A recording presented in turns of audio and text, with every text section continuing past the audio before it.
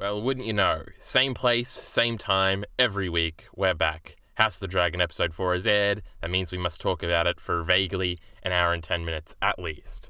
Sometimes we wish we could go longer, but my partner in crime for this nonsense would be EliteAri. Yep, that's me. Again, episode 4, the exact same runtime as all the other episodes, which is crazy.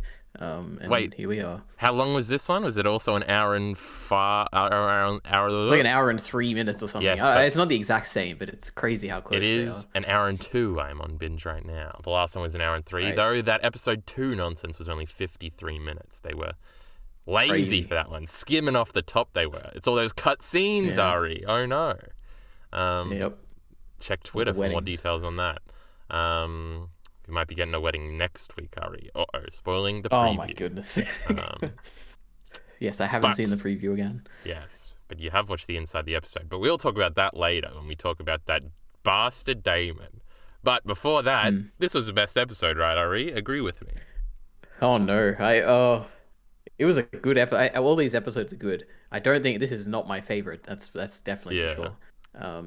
But it's very good. I'd say that. This was everything I've ever wanted in a story. Just back-to-back sex scenes. I loved it. And not nonsense sex scenes, boring sex scenes, but good ones. But we'll get into that undoubtedly. I got caught between those two words as we progress. Heath is in chat agreeing with you. Best so far, easy. Minty said it was one of the better episodes, but he did say episode 1 was better. I don't know how everybody else be feeling. I feel like a lot of Twitter seem to be very much digging it. So all of us together, we'll pressure Ari into agreeing with us, right? That's how it works. Yeah, maybe. Well, I guess you can explain what's so good about it as we go through. No, I don't know. I feel like a lot of this was very visceral. Yeah. Where should we start? I think it chronologically might actually be imperative, what a word, for this episode, because it all kind of builds on top of each other, and there's not it all feels like one kind of storyline, right? It's not last time when it was very clearly two. And because the first scene is rather interesting. Rhaenyra, marriage, Rhaenyra is at Storm's End. Kristen Cole's there. And I assume this is a Baratheon. Boros, Sporman, they're both around this time. I can't remember which one's which. And fuck them, frankly. But they're at Storm's End, so all the Storm Lords have come around to offer themselves to Rhaenyra, and she's not liking it too much. We don't get to see an outside shot of Storm's End. Still, hold on, let me think here. Is Storm's End the only major castle we've never seen in the show? Because we see Casterly Rock for a bit, or did they say it was Lannisport when the Unsullied got in there? Yeah, because remember the Unsullied take it? And then it was we went through the sewers, but then it was no, Tyrion, you dummy. They anticipated that, but that looked terrible. Castle Rock looked shit. It looked like a set they literally just built, but there's no way they actually built that much of a set. I don't know, it just looked bad, and I always thought that. Highgarden looked pretty cool, though. We saw that in the same episode. Yeah. We've seen the Eyrie, of course, all the way back in Season 1. We've seen Winterfell many a time. It got burnt down, rebuilt, all the memes.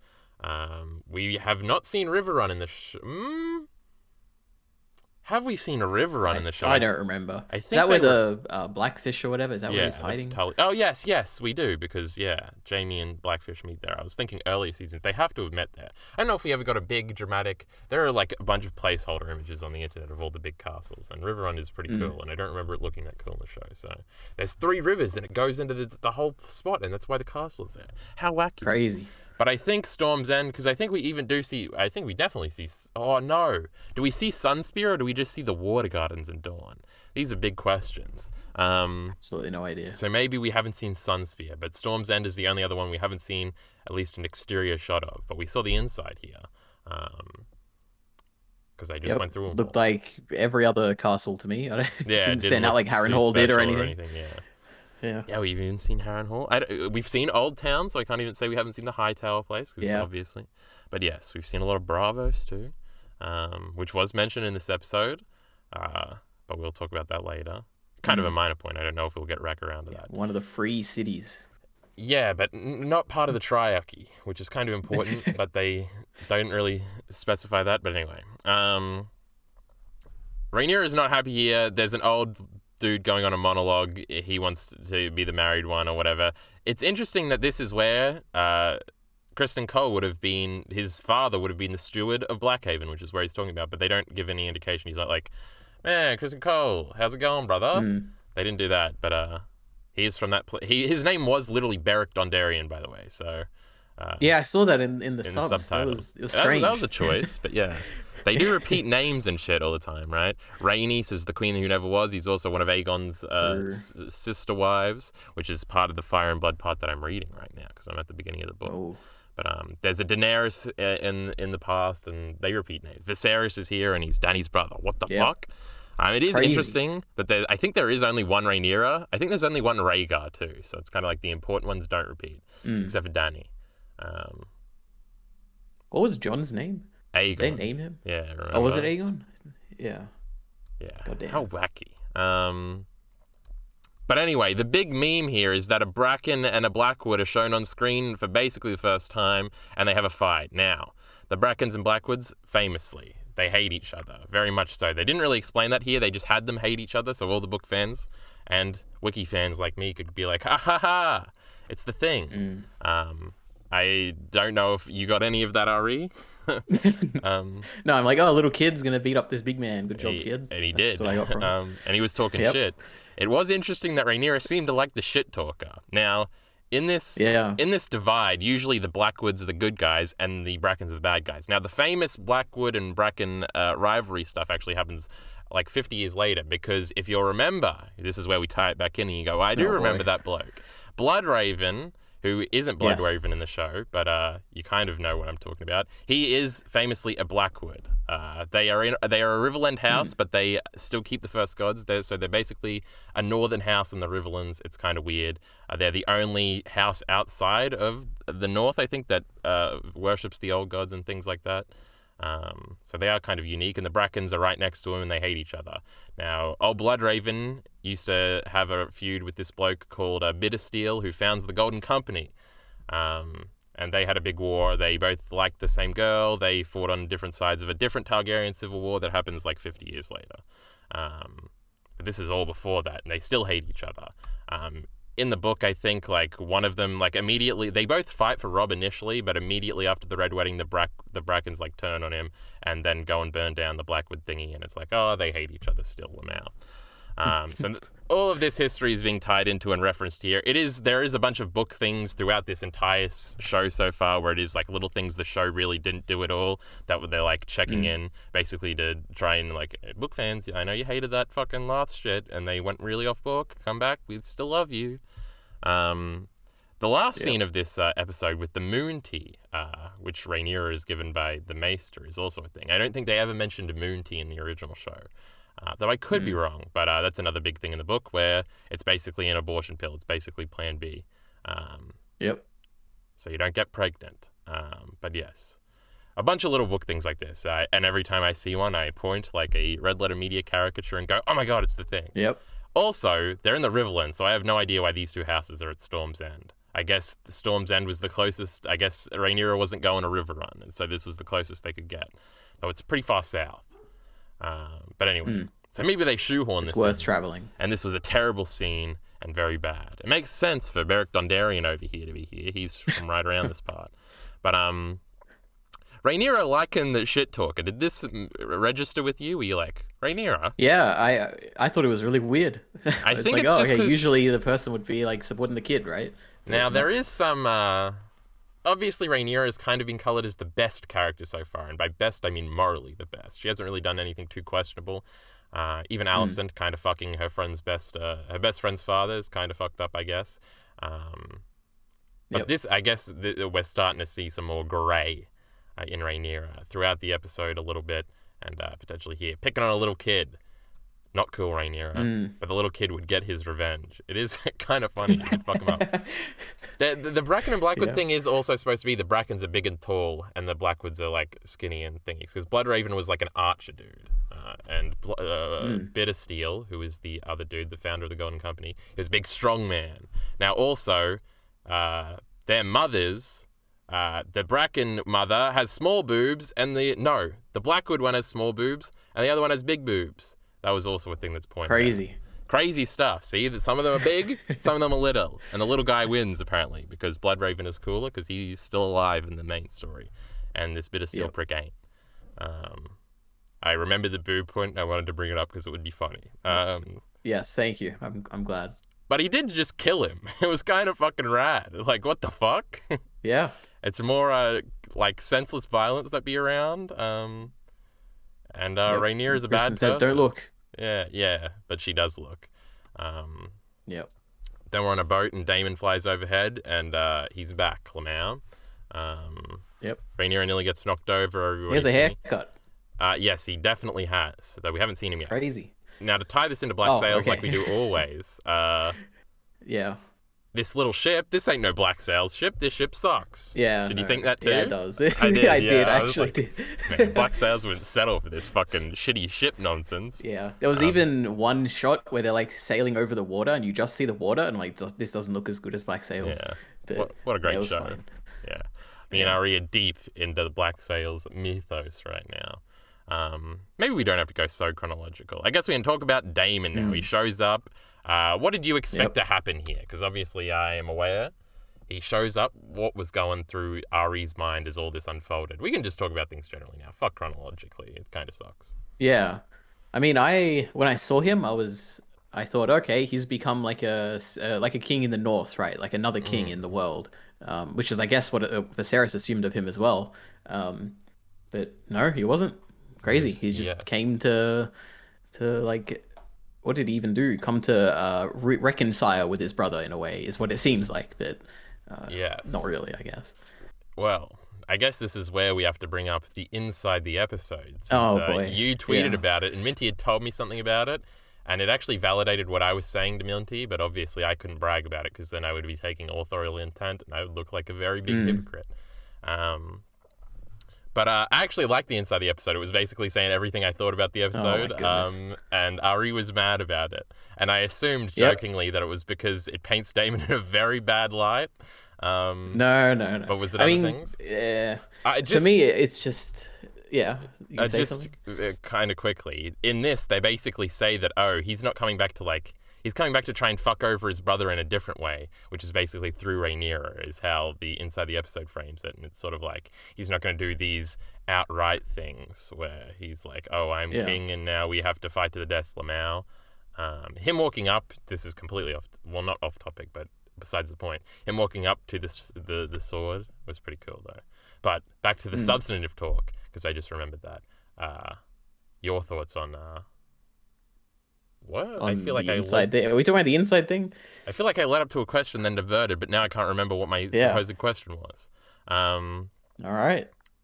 Daemon showed up, and he's told him he did the Barristan thing where he drops it and says, "Add it to the pile" or whatever. Which I guess they never add the crab feeders thing to the pile because you never see a hammer in it. But that was a cool one too.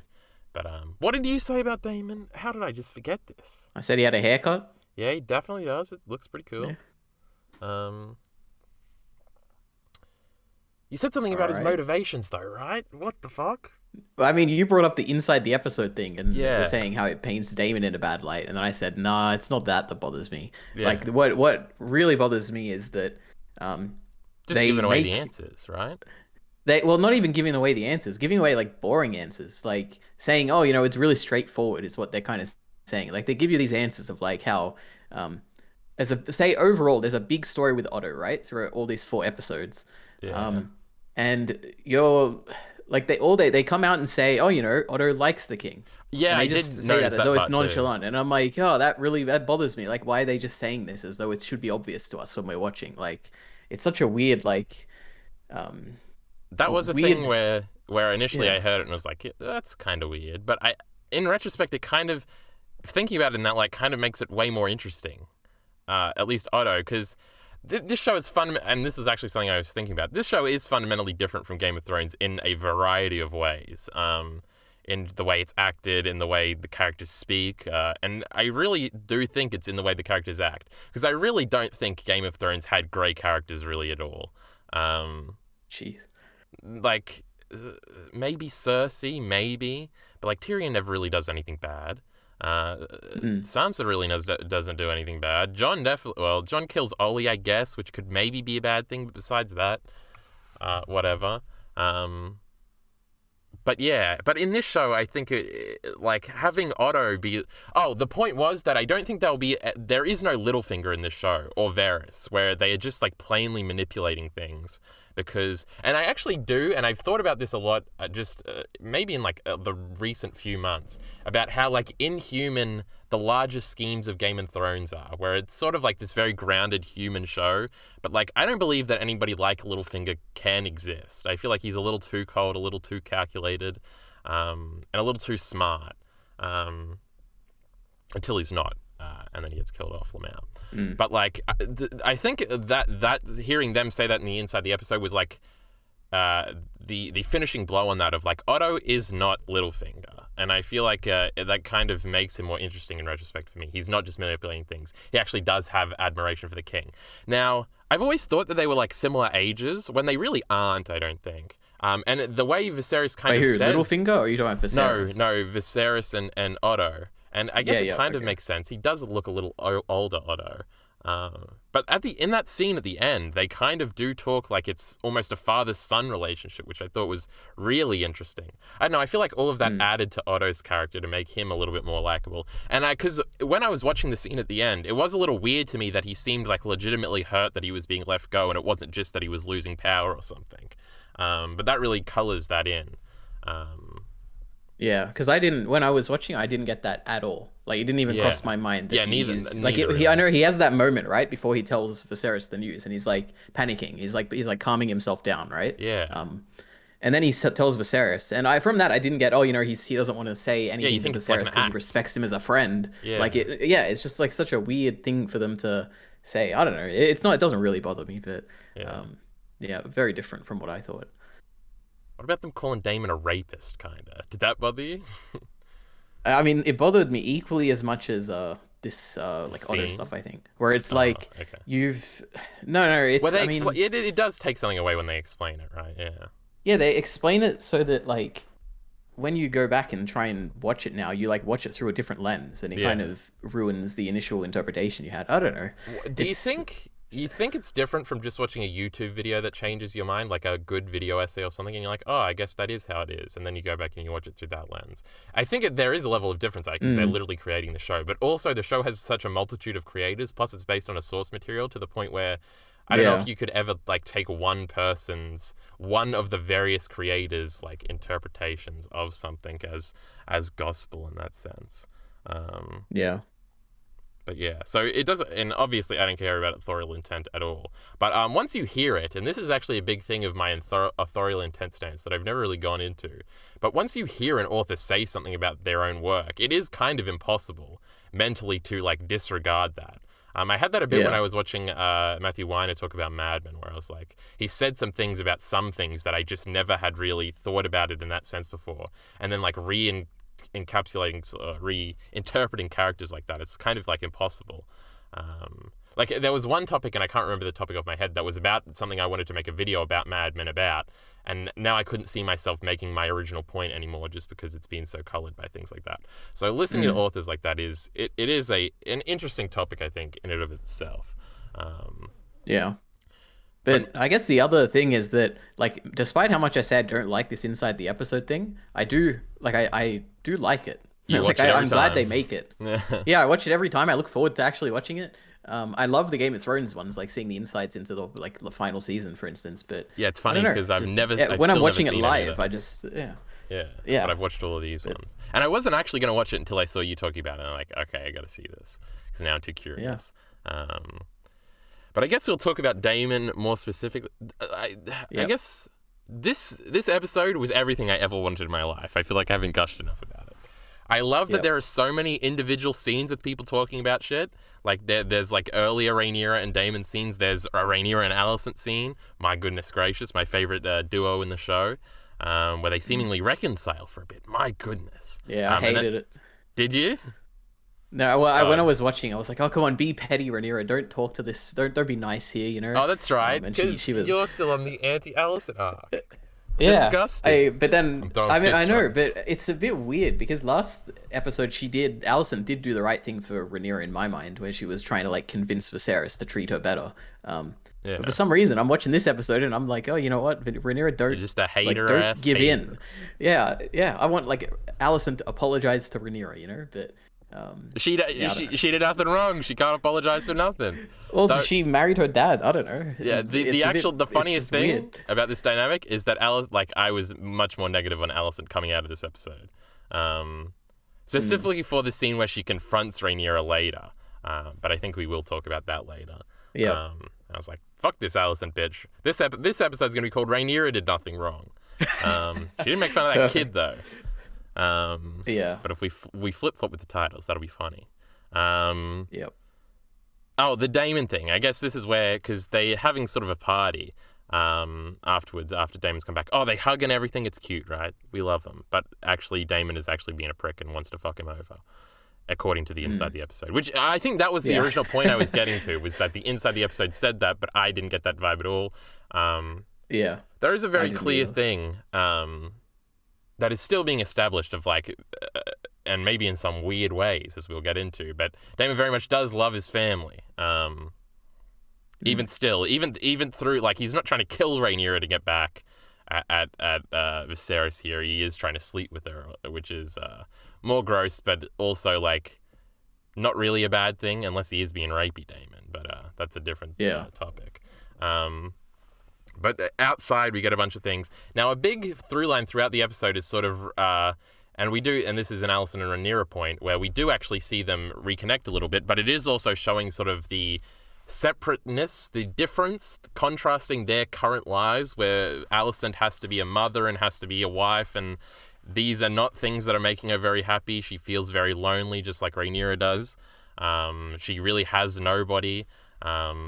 A lot of the Alicent scenes are very isolating. Obviously, on Twitter, everybody's making fun of the Viserys Alicent sex scene, which kind of gets into something I was talking about last time about how unsexy their relationship was, and that was definitely juxtaposed with some utter sexiness in some other scenes.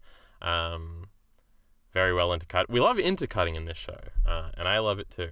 But yeah, and on the opposite end, Rhaenyra is going out partying. It's sort of like your friend that gets married at 19 and the friend that doesn't get married at 19, and they have polar opposite lives. I think they're supposed to be 18, so... but yeah, it's sort of getting clogged down with kids. And it sort of goes in the duality of what you're supposed to do. Like, Alicent is doing everything she's supposed to do in society, whereas Rhaenyra is not. Rhaenyra is going and having sex out of wedlock, and Alicent didn't, and she's going out partying when Alicent is being a proper lady who doesn't do none of that shit. And it's sort of like showing that, well, Alicent is miserable and she did everything everybody told her, and Rhaenyra is kind of having a lot of fun and being a bad girl, not very good. But yeah, it's sort of the societal, highlighting the societal unhappiness if you follow the rules type thing, especially for women. So and the hypocrisy is obviously very evident even in Viserys and Daemon's conversation later about how they used to go to pleasure houses all the time and all of that. But that starts at the beginning because it was going to tie into these early scenes, because Alicent is just sort of there talking, and Viserys is kind of drunk, you can tell, because he's still on his drinking arc. And she offers to go and look at the tapestries or whatever, and he's like, Daemon doesn't give a fuck about that. Fuck you. And Alicent just sort of has to smile and nod. It is a very interesting dynamic all around, the four of them together standing here. And then Rhaenyra says she's going to look at them, but she doesn't, and that's when Alicent goes over to her. All good stuff. Also, Daemon's given the creepy look here. The Jason Lannister look. Yes, a bit of a Jason Lannister look to him. But yeah, and Two then favorite characters. All right, I guess this is the only place we can bring this up. Well, I guess we could later. Are they gay? These two, Ari? Me and Minty have been going back and forth. Alicent and Rhaenyra, they're holding hands, they're laying on each other. She wants to go dragon riding with her. I didn't get that at all. Apparently, because you said you watched the film buff thing last night when we were talking, right? You watched the first episode. And apparently Minty said that he also said that he saw some gay shit going on. Oh, I didn't watch his discussion. It's like an hour long or something. I still have to get around to that. What a base position. But apparently, yeah, Minty had told me he also said that. So I don't know if I'm crazy, because I was also saying this about Chainsaw Man recently, but it seems like in Chainsaw Man, not gay. This one, I don't know, I feel like it's subtextual at the minimum. I'm not going to accept that there is no subtext here, or no tease here. Now, will they ever kiss? Probably not. I guess I'm giving away that they don't kiss in the books here, with my speculation. But they very much don't. Plus, they're 10 years age difference, and we bring that up every week. Everybody's sick of hearing about it, but yes. The girls are like this, though. They're weird. They get naked around each other all the time. They hold hands. They lay on each other. Maybe we just don't know how girls be. In episode 1, with that scene where they're like, she's laying on her leg or whatever and jesting about cake. Yes. At that point, I thought they were in a relationship. But, see? Why are you acting like I came out of nowhere with this?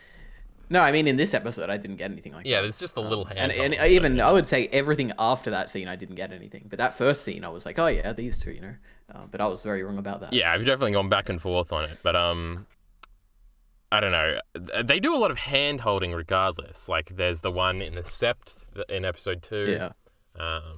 So maybe that's just a thingy that we'll continue going back to. And also, it shows Alicent's fingers and things like that. But yes, this scene, I don't know. I was just so scared that we were never going to, like, it was going to be season 3 before we got another scene where they were talking. And the fact that they're doing so much talking is, like, makes me so happy. I'm like, yes, flesh out the relationship more. And the fact that they do sort of forgive each other and, like, not everything has changed. Like, they're still kind of, like, they still very easily could be friends. It's very cute. And also tying into the different, like, paths they've taken in life, Rhaenyra sort of says, like, what am I going to do? Go live in somebody's castle and pump out babies? What a shit life that would be. And she doesn't even say it ironically, and Alicent just, like, sort of gives a look, and you're like, poor Alicent. That's exactly what she's done. I like that. But yeah, that was a nice moment. I don't remember everything they say in this scene. But there is a bunch of cool, interesting shit. But then to continue, another scene that we haven't seen in a while is Daemon and Rhaenyra together, and then they immediately give us that, and they're walking around the court and thingy. And because again, at this point, you're not certain that they're going to go through with the Daemon Rhaenyra thing, especially if you don't know what's coming. What was? I guess this is the question. What did you think originally? Were you like, they're fucking this episode when you saw this scene first? Because, like, when he says... which scene? We're talking about Daemon and Rhaenyra. Like, when they're outside, right? Yeah. Because the last line of, like, such a lonely, like, thought or something, and I'm like, we're doing it this episode. Yeah. How did you... No, I mean, I thought they were just, kindling the relationship a bit more. I didn't think it would happen as quickly as it did, everything that happened. Were you of the belief that it was going to happen? Well, I mean, last episode I thought they were going to get married, and that would be like the end goal for this. Oh yes, but apparently it's not. So I don't know. Yeah, I don't know anymore what's going to happen. But so I guess I was just surprised by how quickly they had their relationship and ended it, and here we are. So yeah. Yeah. Hold on, I put the subtitles on to try and see what was happening, but I really shouldn't be doing this. Subtitles are great. Yeah. Except for anime, which dubs. But yes, they're lounging around there friendly, but we'll get back to Daemon and Rhaenyra stuff. Now we've got a small council meeting. Oh, Rhaenyra's now sitting at the table. We've got progress. Lamau, did you notice that one? Yeah, I did. It was a good little bit. But yes, this is when they bring up Rhaenyra has now been potentially promised to a Sea Lord of Bravos. Oh, the bad Lannister is now on the small council instead of the good one, because they are twins. But the one that was creeping on Rhaenyra last episode that Ari loves so much is now sitting at the head of the table on the other side where Corlys used to sit. He? Oh my goodness. I can't believe it. How did I miss that? It actually isn't that big of a thingy. He's just speaking when we cut to the thing, and on the subtitle it says Tywin Lannister. But also I recognize his voice. Oh, okay. But he doesn't get too many shots. It's not lingered on too much, but he is here now. He is master of ships in Corlys's stead. Though, I guess at Lannisport they have a bunch of ships, huh? I was going to say, that doesn't really make any sense, but it does. Good on the show. Oh, and this was just kind of a brief scene, and it was like, oh, the Velaryons, they're still mad about things. This will be resolved later. But then we get a bunch of people lighting up, like, candles and stuff, and they go into Alicent's room, and she has a baby girl. Did you clock that it was a baby girl? No, I mean I noticed there was a baby, obviously, but how Well, can you tell if it's a it's girl got or a little boy? I had frilly no idea. dressing clothes Yeah, on. but they can put that in like Well, that's inferences or something. Helena I don't know. Targaryen, Ari. You've been spoiled. All right. I That's assume I'm next glad to episode get we're going to cut confirmed. and she's going to be a bit older and it'll be a little bit more Yeah, obvious. But probably. we've got two kids now, a son and a daughter. And Alicent Crazy. doesn't look like she's having the funnest life again as she's cradling No, not at all. this daughter. And then this is immediately cut to, my goodness, they really are into cutting things. Like I said, I was not lying. Also, they're doing the setup here that Kristen Cole is outside her door always. That'll be important later. But we get Rhaenyra going back into her room, and she finds a note because clearly Daemon has used said secret passage that he's showing her to get in. Gave her clothes, and they go out. I guess this is where we're going to talk about all this stuff. Yeah, the best part of the episode. So great. All right, true based. So, where do we start here? Do I start with my Arya monologue? Did this feel very Arya-esque to you?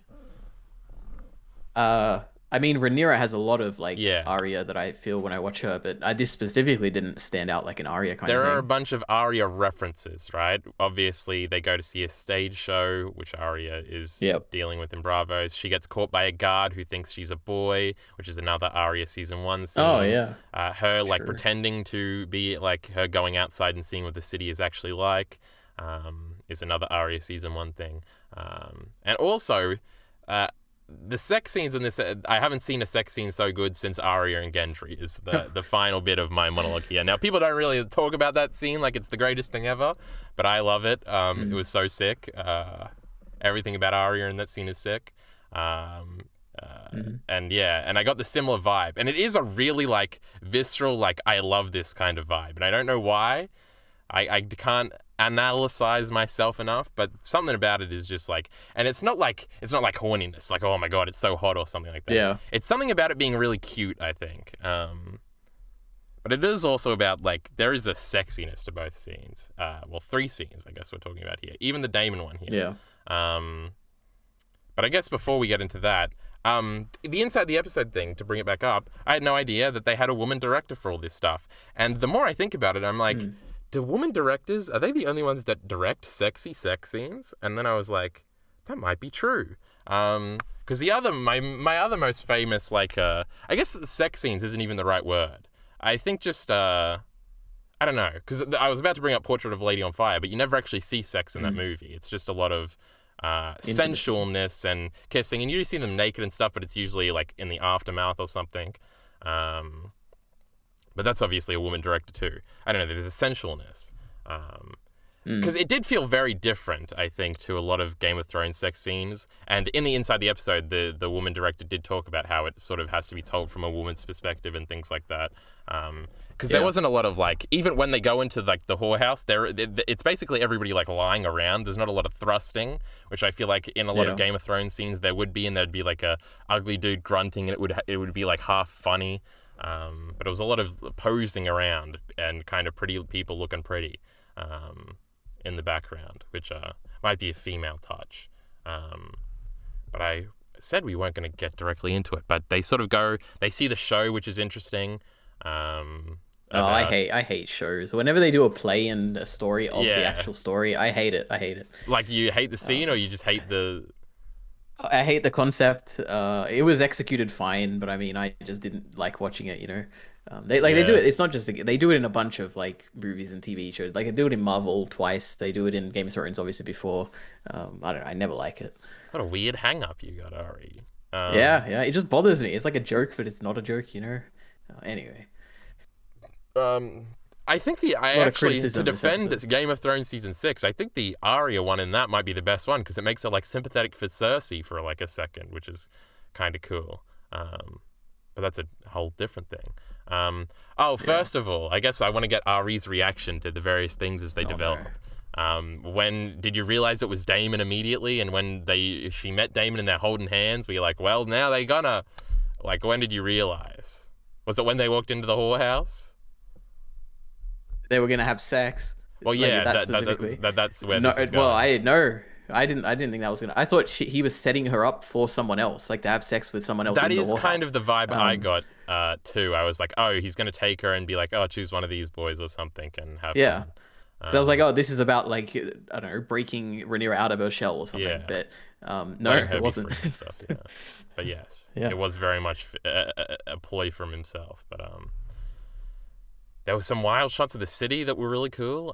There's like fire blowing everywhere, which is I thought kind that of was funny. so great. Yeah. Like that sequence when they're walking through the city and you see like from Rhaenyra's perspective, like looking around at all Yeah. the things. I thought that was It it was was the best, sick. maybe the best thing in this show. Just like as a sequence, I really like Yeah, that. it's so Um, dark and I don't know, it's fucking sick. I'm just going through it now. yeah. Rhaenyra, when she's in the boy costume and you can't see her hair, does look 12 though, which is kind of alarming. And she does kind of look like oh, there's like this crone with no eyes and shit. That was creepy as fuck. Yeah. Um, Yeah. It's the small things like it's that. playing Right? Oh, through this is so now. interesting and cool. Yeah. And again, this is intercut with Alicent's daily life. She's like having to wash Viserys' sores and shit and tells all the people to get out. Gross. He's got a bunch of sores, Ari. Something about this. Yeah, but he hasn't Viserys died yet. Yeah. I can't believe it. He's sickly, but he's not dead yet. Yeah. I think it also is showing that Alicent is like exceptionally good at this job. Like she does it better than the servants and everything. But like again, it's like man, it's not exactly a fulfilling job to have though. It's kind of thankless. And in the inside of the episode, we're gonna bring that up every time because you made me watch it. And now it colors everything. But they talk about how lonely she is, and that's definitely a vibe I got. Yeah, absolutely. Oh, this is something Minty pointed out too, that everybody in the play performance is a dude. And that's supposed to be like part of the joke. It's kind of funny. But it does show that like I feel like there is an exact similar scene to this in Game of Thrones where they sort of make fun of like the High Lords or something like this, and it's somebody. Oh, it's Tyrion going Joffrey's outside wedding? the walls and like. There's a preacher dude talking about this little baboon or something that controls King Joffrey, and then Tyrion thinks it's funny, and Bronn says, "You know they're talking about you, right?" Yeah. And Tyrion sort of jests that he's mad about it. But it sort of shows like this because I think Jorah also has a line that sort of hits on this too, where Dany says to him like, "Oh, all the people in Westeros they pray for my brother to go to the throne again," and he's just like, "They really don't give a fuck. They just like pray for water, crops, and something or something." And it's like they don't really care about this. And sort of their distaste for Rhaenyra, I guess, is kind of set up a little bit. So that'll be interesting. They don't really like the girls.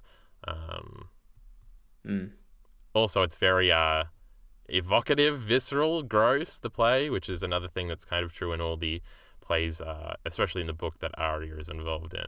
She's only involved in one play, but the ones that she sees. Even pulling out a fake cock is like a reference to an Arya chapter.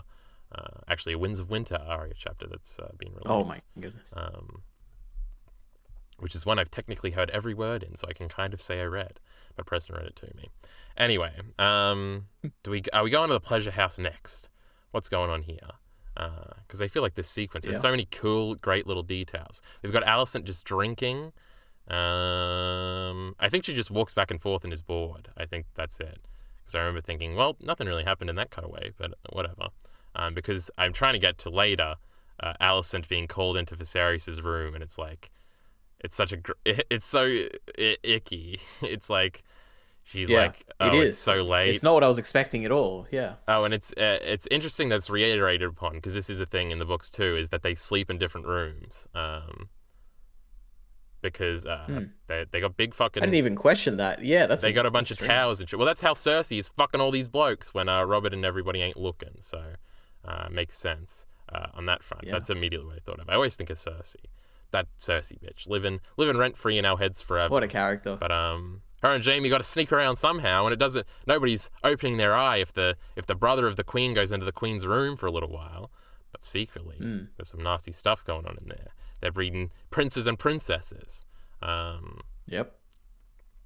But yeah, they sleep in different rooms because they're rich, and I think there's a bunch of towers, and one of them's the king's tower, one of them's the queen's tower, one of them's the hand's tower. Yes. So yeah, makes sense. When you're rich like that, you even sleep in different rooms.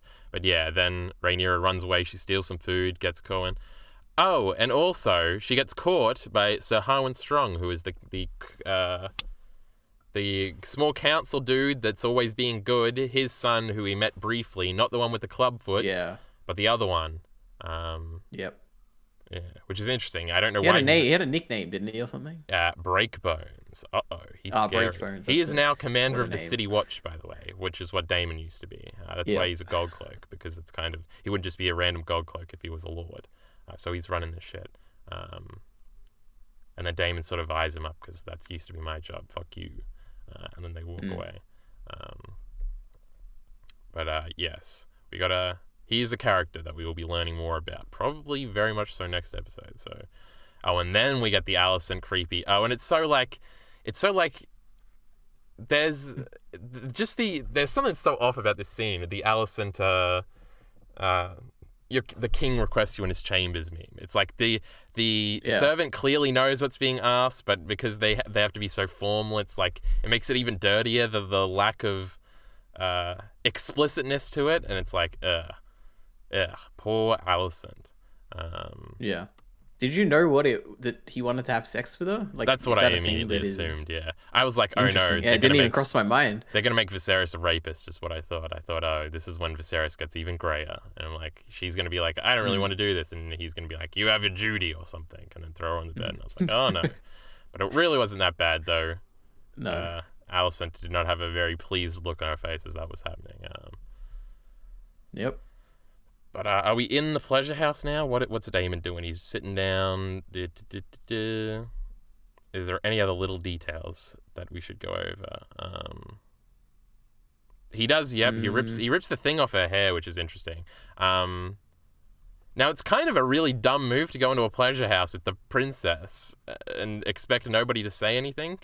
But again, I don't know. They're all distracted. Yeah, but inside the episode, they say it's sort of a place where everybody is sort of free of what they are outside, which I guess kind of thematically makes sense, if not practically. But it is like a little boy sitting outside. Did you track that the little boy went to Mysaria, and then Mysaria gave the knowledge to Otto? No. Well, the little boy. I feel like I'm like hardly watching this show sometimes. Like when it when took did me we see her? two looks to figure that out. But her name is the White Worm. That's like her name on the street. And when Otto was taken to the gate to see the little kid, he's told like news from the White Worm, and the kid comes in, and you see that same kid go to Mysaria to get paid when Daemon wakes up like the next day in one of her rooms. Okay. So it's like and it's funny because Otto was massively shit talking her on Dragonstone, and also Otto was not a friend of Daemon, though I guess it might fit if Daemon is actually trying to get caught, and that's part of his scheme to get married to Rhaenyra, or he wants Viserys to know to fuck him over or make him angry, and he maybe guesses that Viserys won't actually kill him, but will be very mad about it. So maybe because the meme is like, oh, so she's not on Daemon's side anymore, which is kind of interesting. But maybe they are, and they're manipulating Otto. And maybe they were so big-brained that they knew that this would cause dissent between Otto and the king and get Otto kicked out. I don't know if Daemon's that smart, but that would be a hell of a scheme. And I only just thought about that now. But yeah, everything about this, you get over the incest real quick. He puts a thumb on the lips. It's sexy as fuck. But then they kind of, Daemon backs away now. I don't know. I want Ari's minute-by-minute reaction, second-by-second reaction. What did you initially think he didn't go through with it for? How did one of the more interesting things here is that I assume Rhaenyra is still a virgin at this point, but she's probably not been around naked people very much at all, or any of the stuff she's seeing outside the city. But she is very much not intimidated by what's going on here, and is kind of fascinated. And again, inside the episode, they talk about that. Now I can't remember what my original thought was. And the inside the episode and where they diverge. This is the crux of the problem. But her not being intimidated by this is kind of interesting, because you would feel like, I don't know, a traditional female character would be mortified as she's walking around seeing a bunch of naked blokes and girls humping. But she's kind of into it. And Daemon ends up being the one that's kind of not into it. And they also sort of in a parallel have like a thing where she goes to kiss him and he pulls away a bunch of times, which kind of plays into when she pulls Cole's helmet away from him a bunch of times, but we'll get to the Kristen Cole thing afterwards. But overall, your reaction to this, the memery going on here? I don't know. I thought it was great. I was like, oh, they're getting together finally. I guess the bigger shock for me was that Daemon didn't want to continue with it, and and it's just so hard to divorce what they said in the inside thing from what I originally Yeah. thought. I don't know. So I I guess think I like initially I just thought, oh, he just doesn't, he's not attracted to her in the end. yeah. But I don't know. Clearly, my whole perception of that situation was not what they planned initially, I guess. Like, if I'm remembering right, they said that. So Daemon did that. He tried to have sex with Rhaenyra to get to Viserys, right? To like ruin Yeah, but even Rhaenyra. worse for Damon, in Um, that scene, they basically say that he didn't go through with it because she's having too much fun. And I guess the view from yeah, their point is that he probably wanted her to be like shocked, and so he could like shock her even more, and sort of she would be like in awe of all of this thing. Or it is sort of like a sort of a toxic masculine fantasy, and not as in toxic masculinity, but just bad masculine fantasy to sort of have a virgin and like show her how everything works and things like that. Um, so it could be tapping into that, and that's what Damon wanted. But Rhaenyra isn't that girl. She is mm, more ambitious and cheeky. There's got to be a better word than cheeky for that. She's too aware.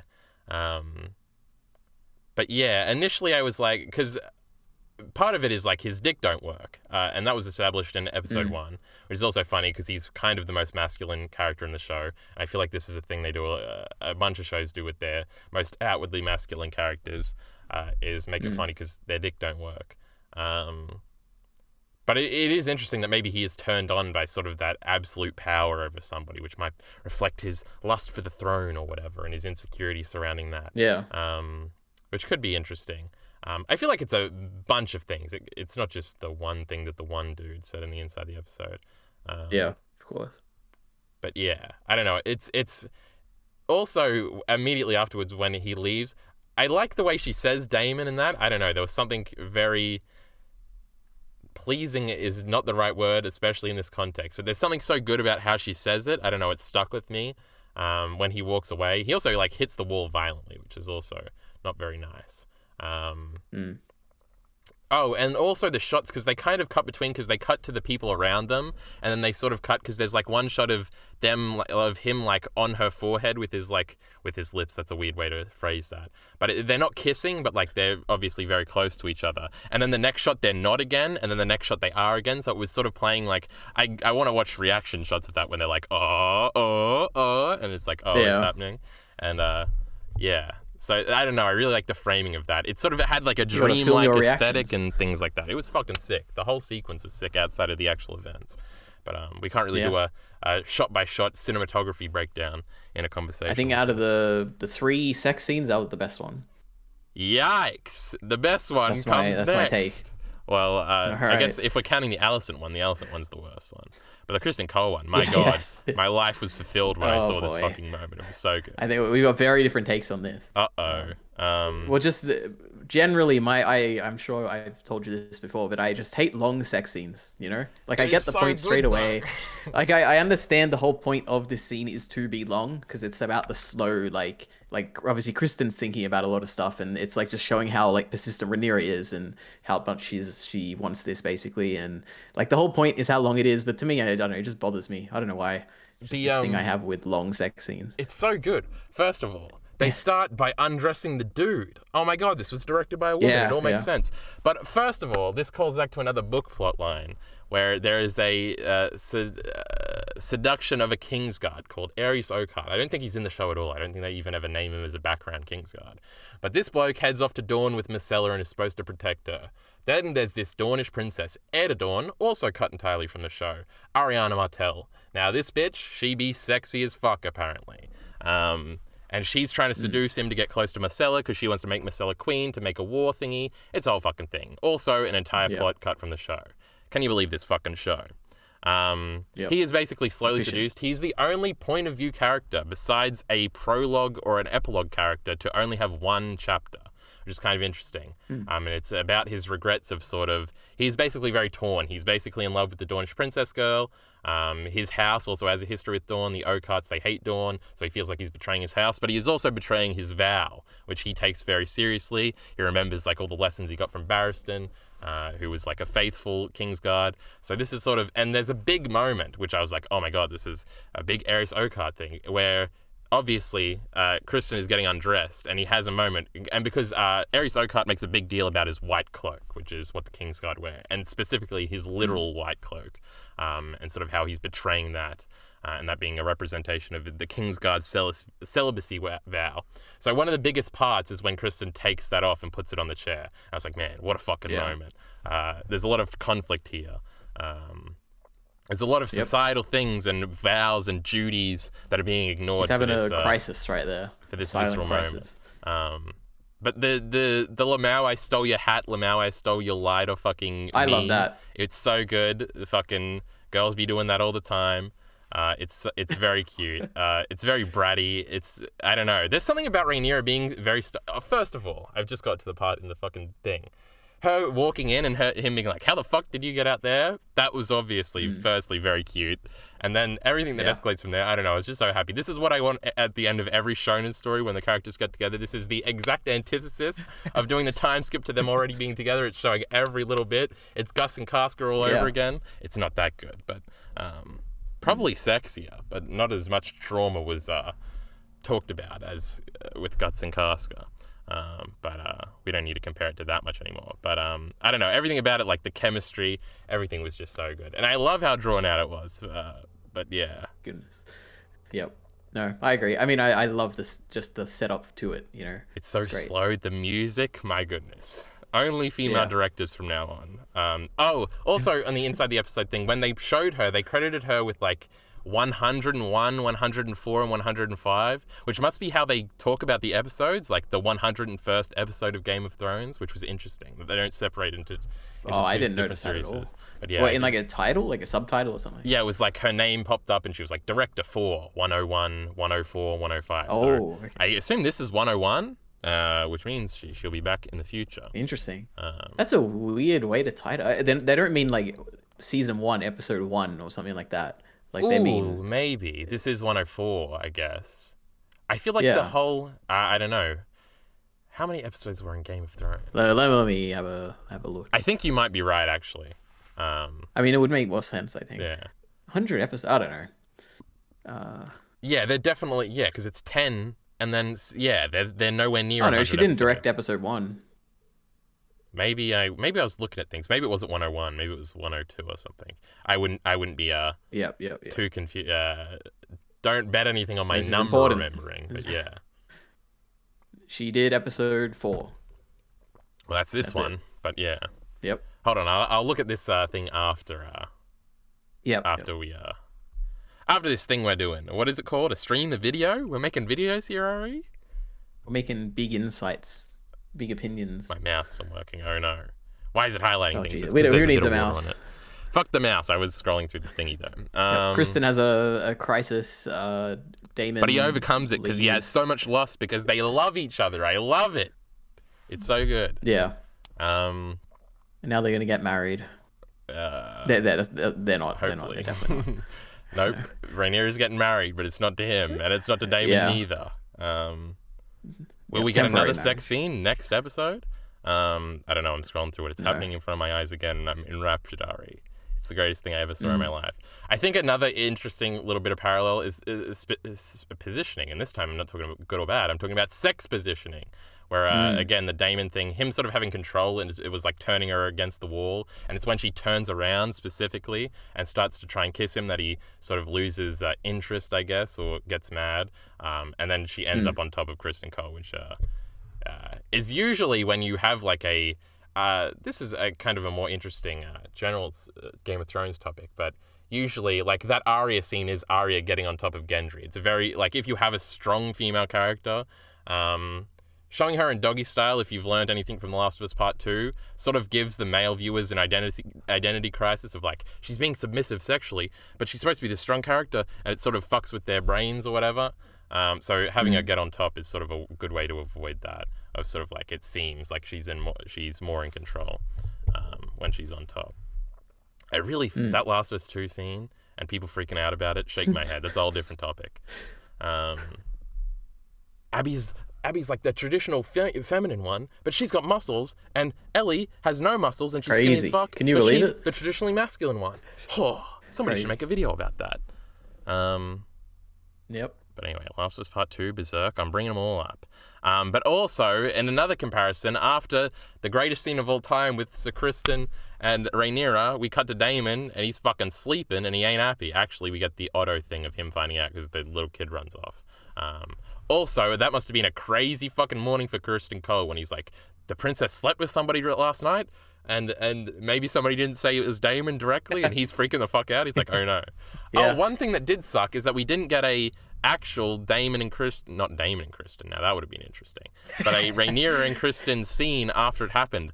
Oh, it's so cute when she comes in and her demeanor is something, and then she sees it him, and her demeanor completely changes, and she says like, welcome here or something, but he has to say like, oh, the king wants you or something. So he doesn't respond, but I hope we get a scene of them talking about it a little bit, because I feel like it would have been a cool scene if they both didn't know, and they were both freaking out a little bit. Yeah. But yeah. We didn't get a scene like that afterwards. So far with this show, every time I'm like, man, I would really like to see a scene like that. Like the next episode in the beginning, it happens. Like Rhaenyra and Alicent did talk. And then we had Daemon and Rhaenyra at the beginning. And it was like, oh, shit's sick, bro. I love that when they just have it happen. It's not like Guts and Casca, where we're getting kidnapped and not having the scene together. More Berserk references. But that's a contemporary Berserk one. Could be spoilers. But yes, we get the Mysaria thing.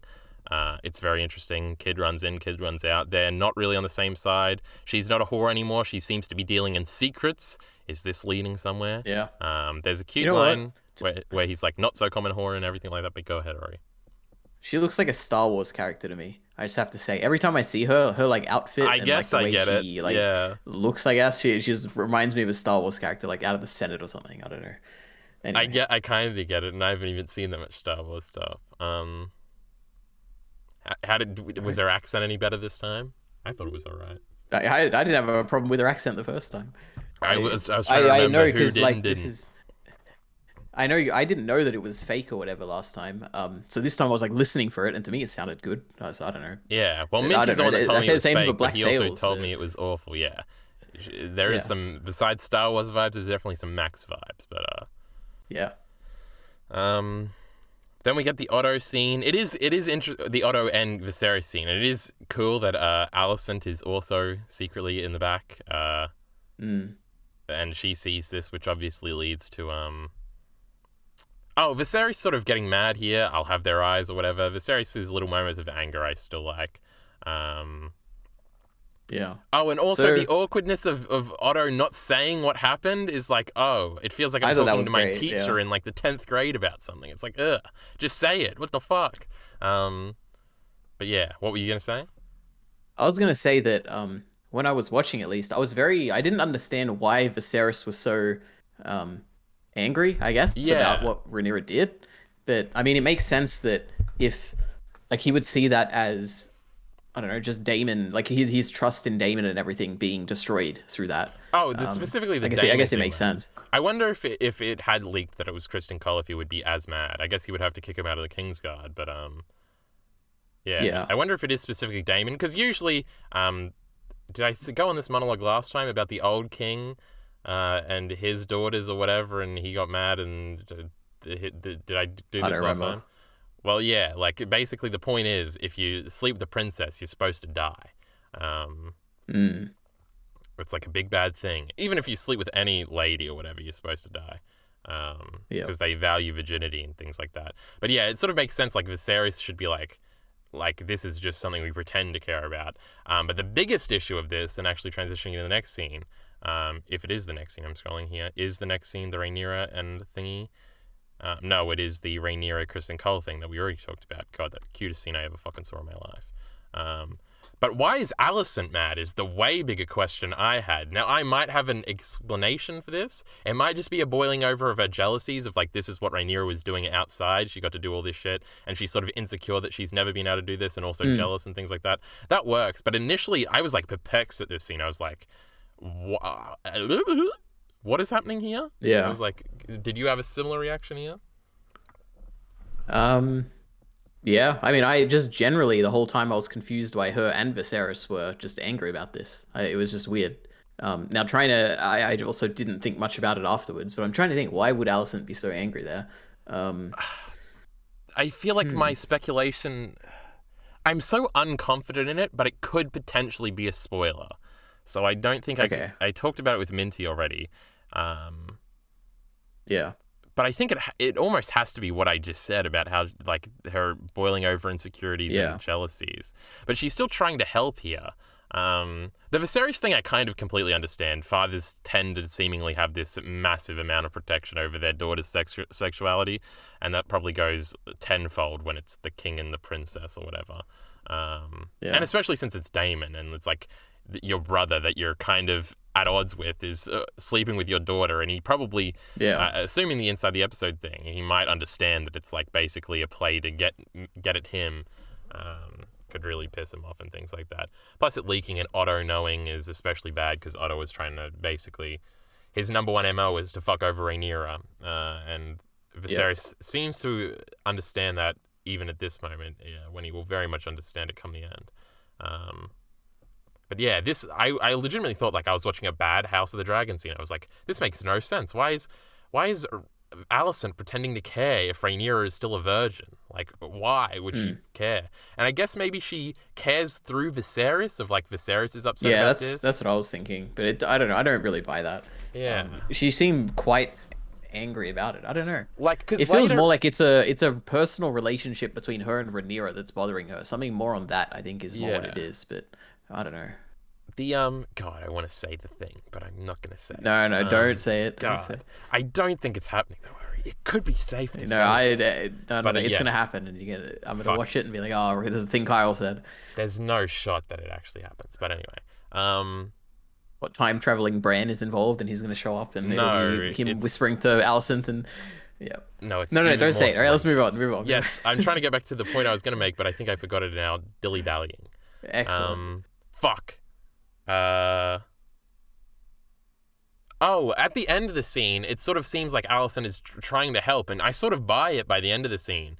But, like, this scene is not like this is not like she came home and she killed somebody and needs help burying the body. Hold on, let's fix this, and I'm allowed to be a little bit mad because you've roped me into this.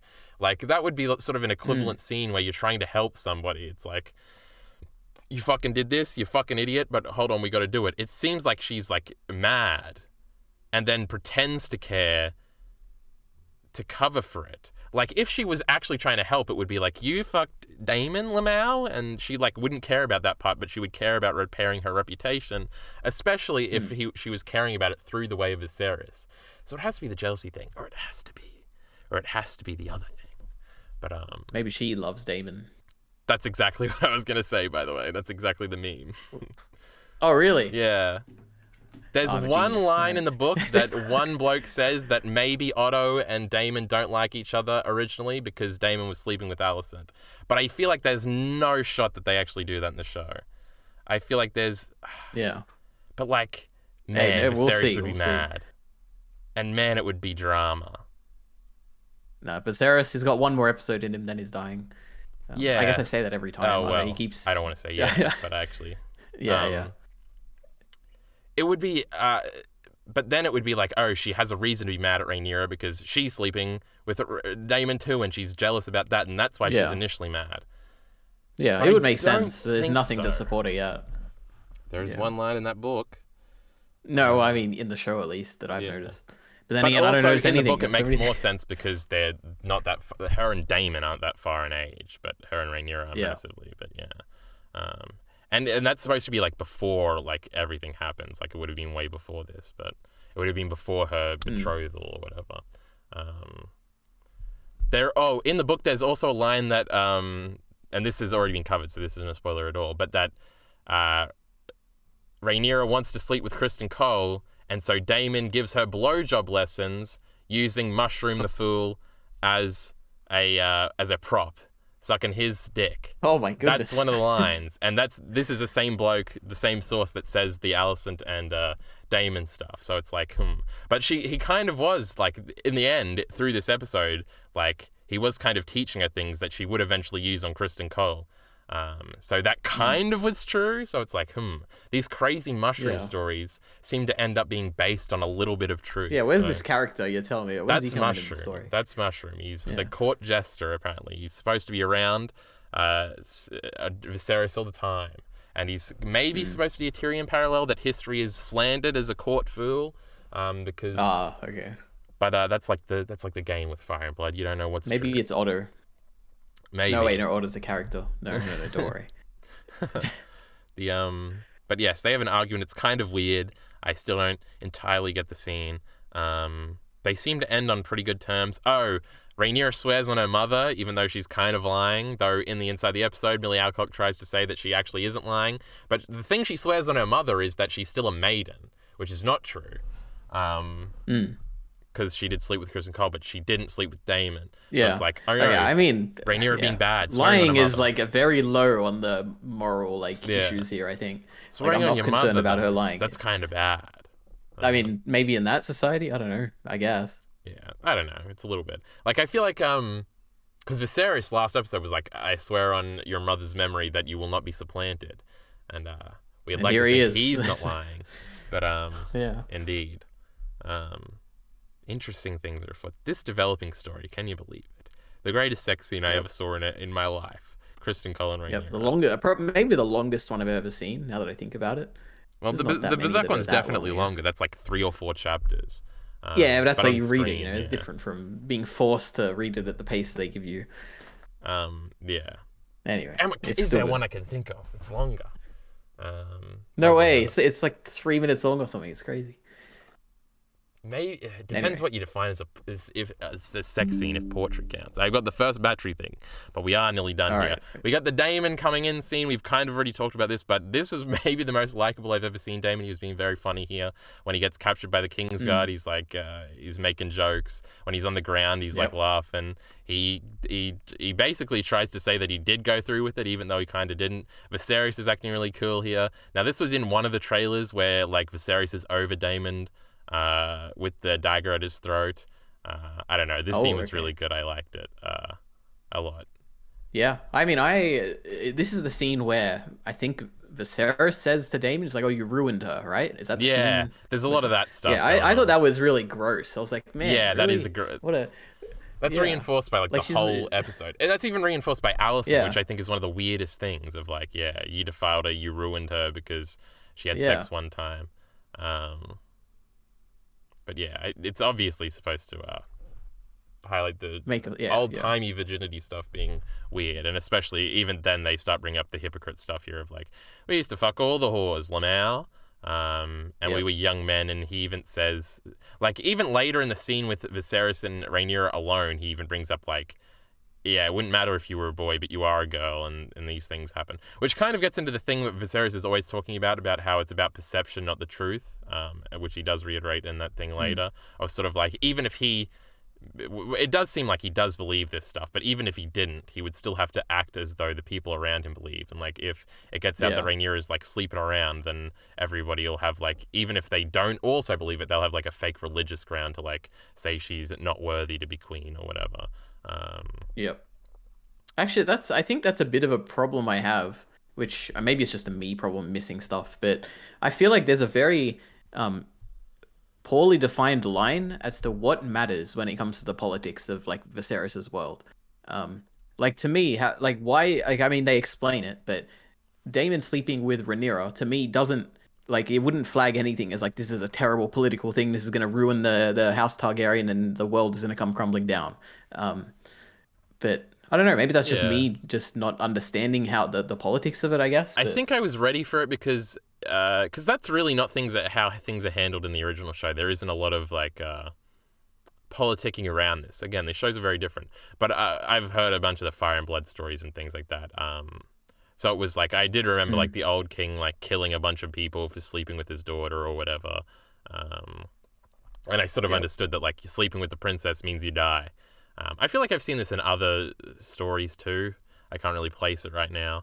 But it's sort of like, I feel like in the real world, things like this definitely would have happened too, where it's like this hyperfixation over women's purity or whatever. It is very divorced from like our modern sensibilities, which I think can lead to some issues, right? I think we were even talking about this maybe yesterday or in our Black Sails discussion where I was bringing up the point about it's not about what's morally right or wrong in a scene, but how things are positioned. And I feel like they could get into some muddy waters where it's like there's not like nobody watching turned on Rhaenyra because she's I don't know. We'll have to see how people react to the incest stuff, but maybe for sleeping with or trying to sleep with Daemon just because it's her uncle. But nobody turned on Rhaenyra for that Kristen Cole scene. It wasn't. It was like the prettiest sex scene anybody's ever seen. It's not like what a whore or something like that. So having the other characters, it's very much colors Viserys in like a bad light here, and even Alicent beforehand. But there is an Alicent and Viserys scene after this, kind of talking about it, where it's like where Alicent kind of backs Rhaenyra and says like, "Oh, she wouldn't be deceitful, but Daemon would be." Oh, I didn't mention the preview meme. The preview last time, the big thing was it had the clip of Rhaenyra going, "That's a vile accusation." So it was clear that somebody was fucking somebody, and that was what was going to happen in this episode. Oh, so I was primed for it. I was ready. It actually was not at all the fucking that I thought was going to happen. Oh, perfect. That might be happening next episode. Yeah. So when I watched the preview, I had the similar thought to episode 3, where I was like, "Oh, I'm glad I didn't watch it," but I don't think it was as bad as the one for episode 3. This where I felt like I knew the whole plot for episode 3, but this next one has like nothing in it. I'm pretty sure. Excellent. It's the way it should be. Love it. Yeah. So you're gonna watch it, right? No. There's no need. Then I think the only scene we haven't really talked about, we haven't talked about in detail, I guess, is the Viserys and Rhaenyra scene at the end. They have the dagger thing, the prince that was promised. Did we have the prince that was promised discussion? I think we had that in the Discord, not last time. Where it was like, people on Twitter arguing, it was Jon, it was Dany, when it's like, I'm pretty sure it was Arya. So it is. I went and like watched the old Shift X video after and everything. Yeah. Yeah, but like the prophecies and all that. Maybe no one is the prince. So I think the point might be that it isn't a prophecy, but I don't know. But I mean, it clearly is. Like, I mean, the point is that the prophecy doesn't come true or whatever because. But the prince thing, I must have said this, that the language is basically, and I feel like this is in every Prince That Was Promised video, so it has to be in that Alt-Shift-X one, is that in High Valyrian, the pronoun means the same thing, so it's not necessarily a prince. Yeah. It could be a girl, which leads a lot of people to think it was Dany. Arya's the one that stabbed him, though. Yeah. I mean, to me, it's either, I guess it is either Dany or Arya, but I don't know. But then Jon, like, maybe the whole prophecy is like born under a falling star or whatever, and Jon and like Ned puts the fucking morning sword or whatever, and it has the star on it in the bed of blood, and it's like, oh, so it has to be Jon, right? I feel like maybe the point is that a bunch of people fulfill it, and the prophecy is like vague enough. Because another thing is like it's salt and smoke, and that could kind of be Bravos because the water's salty and smoke or something. It was, I don't know. So is this a book thing, like with the dagger? Yeah, it was never even in the show until this show, which again is another book thing. But it's not. The dagger is like wholly, like I think it's just a Valyrian steel dagger that Robert had. Like in the show, in the book, in none of the books, it's like never mentioned that like this prophecy. Oh, like the Aegon. Remember the Aegon prophecy thing is for the show as well. Yeah. I think it's an attempt. Yeah. So what are they setting up then? Well, I think it's just an attempt to make the show better, the original show better, which is actually a whole video I want to make. About how like all this teasing. So next time you watch the Arya moment, you'll think it's cooler. Even though I think it's cooler already. Yeah. Or it's going to be part of like a burden thing, right? Viserys has this burden, Rhaenyra is going to carry it. It'll be something. I feel like there is a way to tie it into the show, but obviously that's a bunch of spoiler shit. Yeah. But I think another thing that they cut entirely from the show is everybody having dreams in the books and all these different prophecy things. So and I think thematically in the book and things like that, it's supposed to tie into a bunch of things about whether or not these prophecies should be trusted. Is somebody manipulating people and things like that through these things. But she is commanded here to wed Laena Velaryon, and she basically makes a deal. You got to get rid of Otto, and I'll do the fucking marriage. And then he gets rid of Otto. And it feels like a good Viserys stand moment. Though I do really like... Yeah. Oh, also the implication... Hold on. Did you think there was any implication in the scene about Viserys' father? I mean, they talked about how he died, right? Oh, wait, was it him? No, it was... So, wait, let me understand. I wanted to clarify this, actually. Oh boy! So what was this story that Viserys said basically? Well, his father what was Hand of the King for 5 days, basically. He was named Hand of the King and Yeah. heir, and then he died. I think he dies, I can't remember if it's him or Rhaenys' father that dies on Tarth by, like, a stray arrow or something. So it's very, like, Yep. mysterious. So the implication in the book, I guess, and there's a lot of theories about, well, Otto did it, so he could be Hand of the King. So when this happened, I was like, oh, shit, we're going some deep lore shit here. And Viserys is going to accuse Otto of killing his dad. And I think Yeah. that there's might be part of that in this scene. Yeah. But also not, because they kind of end on good terms, and like the realm owes you a debt that can never be repaid, but your judgment is impaired, so you have to go. Yeah. And I don't think you'd be like that if you thought somebody killed his father. Though it would be interesting if Daemon hates Otto because he thinks he killed his dad, and not because he was fucking his daughter, or wherever wherever their enmity, which is the specific word that's used in the book, comes from. And then the last scene is just the Moon Tea one. But we got like a minute or so left. So did you have anything to say about that or anything else? No. Oh, did you think Melos was going to poison the tea and Rhaenyra was going to die because this Melos prick can't be trusted? Minty actually not pointed at that all. out to me. I don't think Rhaenyra's dying. I was like, oh, abortion tea, you know? Yeah. Yeah. Moon tea is... I don't think they actually say moon tea. I think they just say a tea. But it is moon tea in the books. That's what they call the abortion... Thank God. The abortion drug. But yes, my laptop is going flat. I feel like we kind of fit everything in. So, for the YouTube audience, from Mr. Ari, from myself, be back here next week. It'll be a fun one. Oh, it's also the last one with the younger actors, Ari. I'm very sad. Oh, okay. I like them both a lot. I hope the next two... It's going to be very difficult. I don't think I've ever seen a show stick with characters, have such an early impression, and then change actors as they age. So it'll be an interesting task. It could ruin the show. It very much could, unironically. But we'll see how it happens. This is just something I've seen in YouTube comments, so I'm assuming it's true. Maybe at the end of the next episode, we'll do the skip and we'll see them very briefly. We'll see. Or something like that. But yes, very interesting. Things are developing here on House of the Dragon. Greatest episode I ever saw with my eyes. In my life. No, I was trying to say one of those things. It's a good episode. Greatest thing I ever saw in my life. With that being said, Ari agrees. Rhaenyra did nothing wrong, I think will be the title. And support links I love in the Allison. description below. It's great. Thanks.